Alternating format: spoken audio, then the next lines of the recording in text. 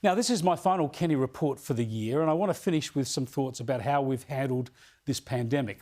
Have we put ourselves in a better position than most other countries? Of course, yes, we have. And even though one Australian vaccine fell over today, another vaccine is already being rolled out in Britain.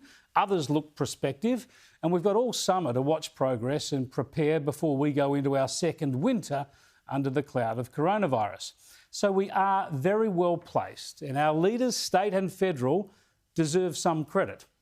But the point is this: our success has come at an enormous cost. We've killed off jobs and businesses, kept families apart, ruined careers, disrupted lots of educations, crushed communities, and we've set ourselves back economically. More importantly, we've burdened our children and their children with $1,000 billion of debt. Yep, we're headed towards $1 trillion of debt. So we should avoid any sense of self-congratulation. There is every indication, if you listen to the medical experts both here and overseas, that we have surrendered too much in controlling the pandemic here.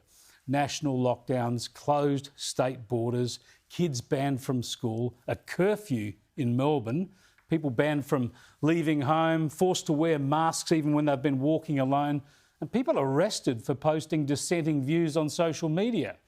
None of this was necessary. None of it was needed. It caused enormous pain, and it's given state governments in particular a bit of a power trip. Western Australian Premier Mark McGowan wouldn't even travel to Canberra for today's National Cabinet meeting because it would be against his state's rules for him to fraternise with a South Australian. We were heartbroken, of course, that Mark couldn't join us here. Almost as much as him. Almost as much as him, and it's OK. WA gets to keep the GST. There's not a problem. But, of course, Mark, together with all my colleagues here, have made great contributions to this group. And we understand every state and territory has its rules. Saved himself a long flight anyway. This silliness from the states is inane. It has tested the Prime Minister's patience, but he's had to hold his tongue, of course, to try and keep them all on board.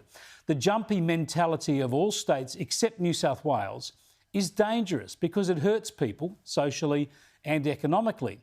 There's no doubt we could have controlled the virus with much less onerous restrictions. New South Wales has proven that. It had the biggest challenge, with the most people coming back into quarantine and the heaviest density suburbs, yet it has coped with the least restrictions. The other state premiers have been on power trips, kicking the can down the generations in the form of debt and wasted opportunities. And the trouble is, because the premiers panicked, ramping up new controls every time before they saw whether the earlier measures had worked properly, we haven't learned all we could about how best to manage this virus. Let's hope the vaccines are super effective, because we've not done our best when it comes to learning to live with the virus. We've just implemented the harshest and most old-fashioned forms of social distancing and economic suppression, a response that has not been proportionate to the risk at hand. A proper and sober analysis of all this is very important, because this pandemic is not over.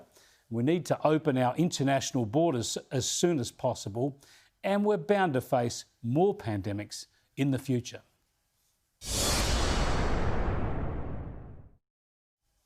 Let's catch up now with Jane Hulton, the former head of the Australian Health Department, and she heads up the COVID Coordination Commission. Thanks for joining us again, Jane. Let's start off on the positive. Australia can be proud, compared to other countries, for how we've managed to keep our health system stable and the mortality rate in particular of the pandemic down very low. Oh, absolutely. I mean, we should be unbelievably proud of the hard work that people have done here. We are, together with a really small handful of countries, New Zealand, Taiwan and Korea, really the envy of the world in terms of the outcomes we've achieved. You're right, it's not been without a cost, but the upside is we get confidence back in our economy, and that means people are coming back to work. So yes, we've done really well, and you're also right, we're not out of this yet, but let's all look forward to enjoying a Christmas, probably not with quite the same dark cloud hanging over us. I think countries like Taiwan and South Korea have probably managed this without as much economic damage. Have you been frustrated in your position? It's been clear the Prime Minister's been frustrated. that the states have been too heavy-handed, that they've kept up hard borders too long. South Australia, for instance, locking itself down again last month on the basis of a small outbreak. Has that been frustrating, and can we improve that national coordination? Well, certainly, I think there is a divided view on whether some of the more recent measures we've seen have been possibly a little over-vigorous, if I can use that language. I mean, I do understand why premiers are extremely worried about the virus getting out in their own communities. I completely understand that sentiment. But I think the evidence we've got now, and you've already mentioned New South Wales as being an exemplar, that with really good contact tracing and also with the community being absolutely part of the team on this, being alert, alarmed and actually really vigilant, that we actually can control this. I mean, obviously not to the extent that you're seeing the virus in places like the United States where it's clearly out of control. But here, people have done an absolutely marvellous job. And I think, yes, you're right, sometimes the closures have gone on too long. I certainly made that comment in relation to the Queensland-New South Wales border some time ago. But now, fortunately, borders are opening again, and I think that's very welcome. Yeah, we've got to get this right, don't we? Because, look, let's hope that over this summer and with the vaccine, it's the end of large outbreaks in this country. But surely your expectation would be that with continuing introduction to this country through hotel quarantine at the very least now and then, that especially into next winter, we will see more outbreaks of coronavirus in Australia. There's no doubt about that. I mean, the best system of quarantine in the world is once in a very rare while going to fail. All you have to do is think about how many healthcare workers catch this virus in hospitals. They're trained, they're working in an environment where they have everything available to them, and they still are going to catch it occasionally. So you're right. We're going to have the occasional outbreak. I mean, I think if you look at the improvement in the standards of quarantine, certainly since I did my review, that's really, really welcome. But yes, we have to be ready and we have to be able to respond, but not, to your point, with an unbelievably heavy hand. We need to handle things in a proportionate way, but we need to handle them quickly and effectively.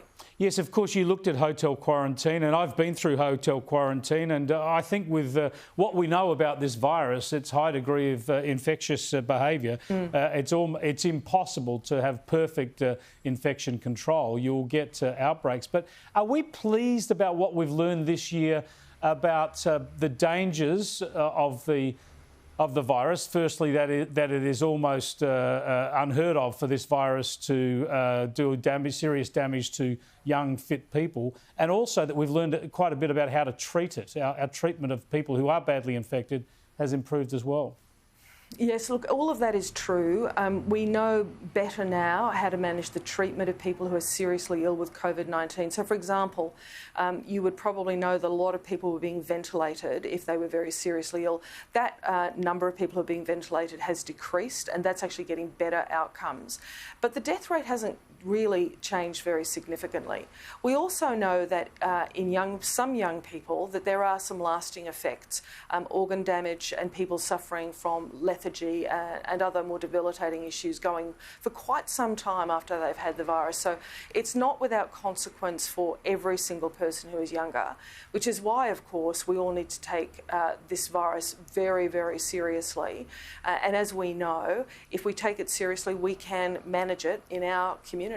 The other real quandary here is we know that so much of the problem would be dealt with if we could protect aged care facilities, but it's so difficult to protect them, of course, because so many people have to come in and out for care and for other reasons, and there's by necessity a lot of close physical contact. So if you have the virus in the community, it's bound to get into those facilities. Yes, you're absolutely right. And I mean, a lot of people, I think, would probably have heard of the inverted commas Swedish model, where the theory was you kept older people sequestered away and then you let the rest of the community go about their business. The death rate amongst older people, particularly in residential care in Sweden, was really quite alarming. And it's for precisely the reason that you mentioned. You can't provide care for people in nursing homes without people coming in to deliver that care. If they're in the community themselves exposed to the virus, basically they are going to bring it into care homes with them. And we all saw the concerns that we had when we've had a couple of outbreaks in nursing homes around Australia. We responded well in those circumstances, but the devastation to families of having loved ones who they think are being well cared for actually infected them and sadly dying in those circumstances, I don't think we'd wish on anybody. Now, tell us about the vaccine. I think you had some connection to the University of Queensland vaccine that's fallen over today.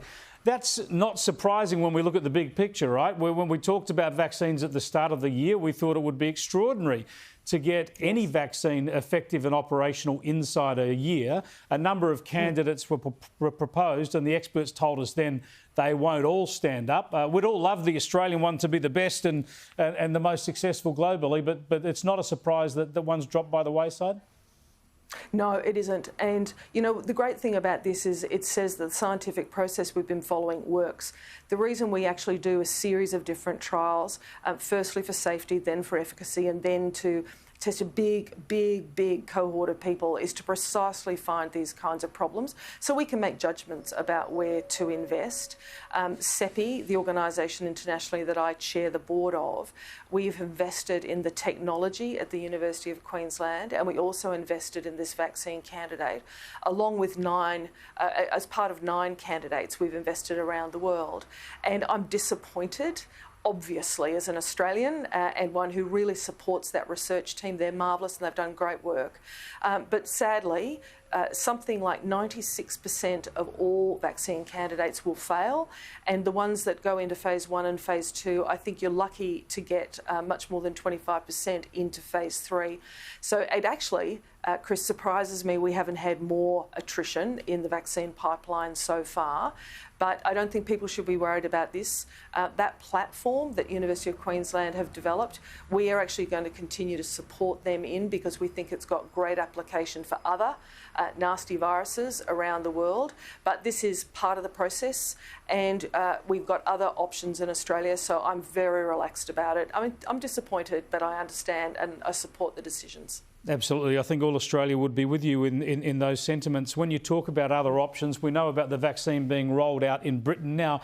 It has some problems, of course. You need 2 injections 3 weeks apart. The vaccine has to be transported at 70 degrees below zero and then diluted with saline and administered. That would be particularly difficult, of course, in Australia, spreading around to remote regions. Is that vaccine at the moment, though, seen as our best hope, or is does one of the others look more prospective for us? Well, look, we've got 3 best hopes actually now in Australia, which is an unbelievably fortunate position to be in. You're right about the challenge of rolling out those vaccines that need extreme cold chain. It can be done, and it probably will be done, including here. But of course, the AstraZeneca vaccine, which comes from a development at the University of Oxford, something we also at CEPI funded, that vaccine can go around the country at basically refrigerator temperature. And I think in terms of the 3 weeks, many of your viewers will themselves have been immunised or had their children immunised, and they would remember turning up for sometimes 2, but indeed sometimes 3 shots of a vaccine. So we will keep great records in Australia and people will be followed up. So yes, there's a few logistical issues, but you know what? I think people are going to be pretty keen to get these vaccines, and I reckon they're going to be writing it down in their own diary as well. I reckon they are. Thanks for joining us, Jane, and thanks for your work on all this during the year. I'm certain all of Australia appreciates it. Hope you have a happy Christmas and a great 2021. And to you too.